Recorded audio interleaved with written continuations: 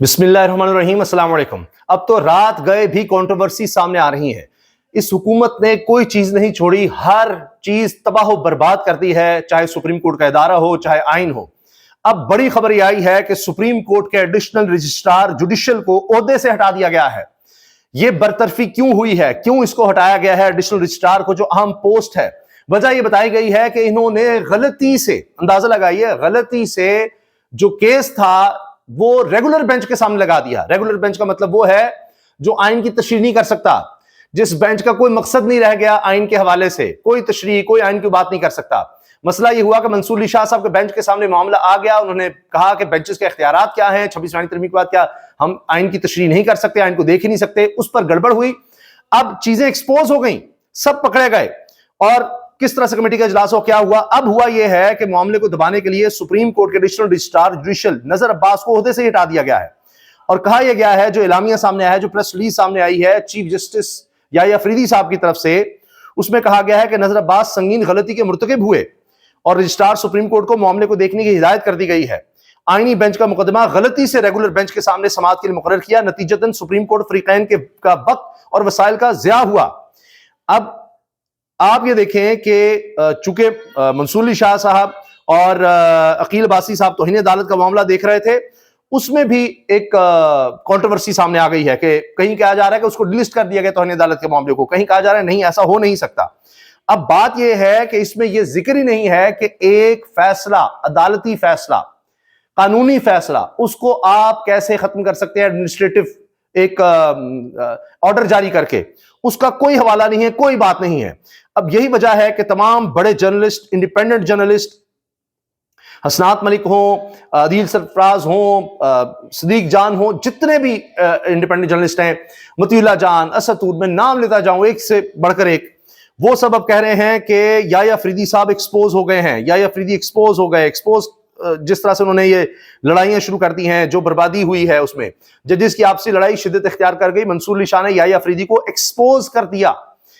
Registrar office ने अदालती फैसले को कूड़ेदान में फेंक दिया।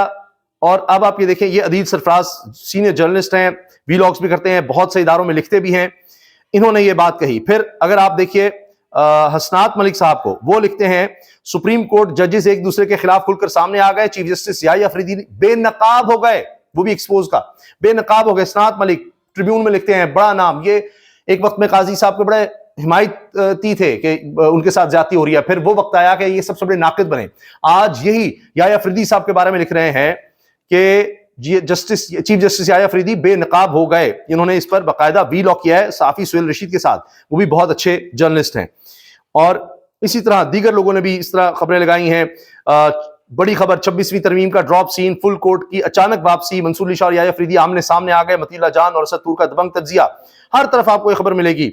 तबाहकुन खबर, मंसूर अली शाह ने आस्तीनें चढ़ा ली, जस्टिस अकील बासी ने याहिया अफरीदी को खरी खरी सुना दी। रजिस्ट्रार का दौरान समाअत बड़ा ब्लंडर, बराह रास्त यानी जो खबरें आई उनमें पता चला। और breaking news, justice Mansoor Ali Shah का बड़ा धमाका, याहिया अफरीदी को कटहरे में खड़ा कर दिया।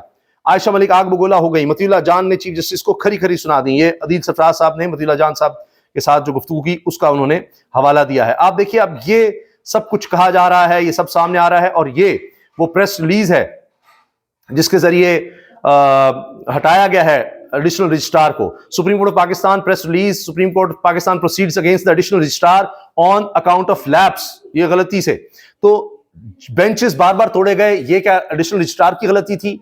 कभी आयशा मलिक साहब को हटाया गया, कभी इरफान सादत को हटाया गया, और कभी कॉज लिस्ट इस तरह से जारी की जा रही है, उससे निकाला जा रहा है। ये सब एडिशनल रजिस्ट्रार की गलती थी। सब कह रहे हैं कि नहीं, चीफ जस्टिस के बगैर वो कैसे ऐसा कर सकता है। फिर यह नहीं बताया जा रहा कि इंतजामी तौर पर ऑर्डर कैसे जारी किए जा सकते हैं अदालत के ही खिलाफ, सुप्रीम कोर्ट के बेंच के खिलाफ ही, और ये सब बातें हो रही हैं। अच्छा, इसमें अब जो साफी तबसरे कर रहे हैं उसमें वो बता भी रहे हैं कि जी उनके इस पे ख्यालात क्या हैं। कमर जैदी बहुत अच्छे साफी हैं, वो लिखते हैं एडिशनल रजिस्ट्रार को कुर्बानी का बकरा बना दिया गया, साथ ही हुक्म जारी कर दिया गया कि आईनी तशरीह के तमाम मामलात सिर्फ आईनी बेंच को दिए जाएं। रेगुलर बेंच चाहे जो मर्जी ऑर्डर करता रहे। Chief justice Yahya Afridi damage control करने की नाकाम कोशिशें कर रहे हैं। अब रजिस्ट्रार को निकालकर जिस तरफ मंसूर अली शाह और जस्टिस अकील अब्बासी इस केस को लेकर जाना चाह रहे हैं, इससे बचने की कोशिश है जो इस प्रेस रिलीज के जरिए की गई है कि उनको रोका जा सके। हाय ये कुर्सी की लालच क्या क्या करवाती है इंसान से। आप देखें बड़े बड़े लोग एक्सपोज हो जाते हैं, जब उनको बड़े ओहदे मिलते हैं तो उनकी असलियत सामने आ जाती है। अदील सरफराज साहब कहते हैं, क्योंकि इमरान वसीम ने लिखा, वो भी साफी हैं, सुप्रीम कोर्ट एडिशनल रजिस्ट्रार तौहीन अदालत केस, सुप्रीम कोर्ट ने तौहीन अदालत केस डी लिस्ट कर दिया, यानी निकाल ही दिया है केसेस में से कि जी है ही नहीं, मुकदमा ही नहीं, सुना ही नहीं जाएगा। डीलिस्टिंग नोटिस रजिस्ट्रार ऑफिस ने जारी कर दिया। डीलिस्टिंग के बाद कल सुप्रीम कोर्ट में केस की समाअत नहीं हो सकेगी। जो तौहीन अदालत का मामला मंसूर अली शाह साहब, अकील अब्बासी साहब देख रहे थे। मंसूर अली शाह साहब सीनियर 3 जज हैं जिनको चीफ जस्टिस होना चाहिए था सुप्रीम कोर्ट का। दूसरी तरफ अकील अब्बासी हैं जो सिंध हाई कोर्ट के चीफ जस्टिस रहे, उनको इसलिए लाया गया कि वो भी आइन कानून की बात कर रहे थे, बाकिरदार बाजमीर जज थे, इसलिए उनको कहा कि यहाँ सिंध हाई कोर्ट से मामला इनसे लेकर इनको सुप्रीम कोर्ट ले आओ ताकि अपने बंदे के अंडर इनको कंट्रोल कर लेंगे। लेकिन अदील सरफराज ये जो डीलिस्टिंग है इस पर लिखते हैं, seems like a technical error, delisting notification isn't opening but a supplementary cause list being shown instead.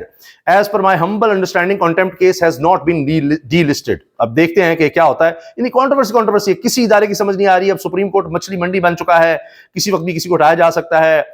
ये वही हाल जो पंजाब पुलिस का किया, मौजूदा हुकूमत ने जिस तरह से बाकी इदारों का किया है, जिस तरह आज आप देखते हैं बापडा, स्टील मिल, PIA, रेलवे, सब तबाह हाल कर दिए। उन्होंने कहा कि सुप्रीम कोर्ट में क्यों हम ना इस तरह से करें, हम तो सुप्रीम कोर्ट पे हमले कर चुके हैं। इस दफा उन्होंने सुप्रीम कोर्ट को आपस में लड़ाने की कोशिशें की हैं और लड़ाया है। यही काम ये जस्टिस सज्जाद अली शाह के खिलाफ कर चुके। उस वक्त उन्होंने जो तारड़ साहब होते थे जिनको सदर लगा दिया था, उनके जरिए भी किया, और भी बहुत से लोग इस तरह इस्तेमाल किया। ये यही करते हैं और उससे इदारे तबाह हो जाते हैं। समझते हैं इदारे तबाह होंगे, हमें कोई पूछेगा नहीं और हम इस तरह इख्तियार करते मजे लेते रहेंगे। वो वक्त अब रहा नहीं। एक ना एक वक्त आना है, लोगों ने इनसे पूछना है। लोगों ने 8 फरवरी को इनसे पूछ लिया था, लेकिन फिर इन्होंने जो डीलें की हुई थी फॉर्म 47 वाला काम किया।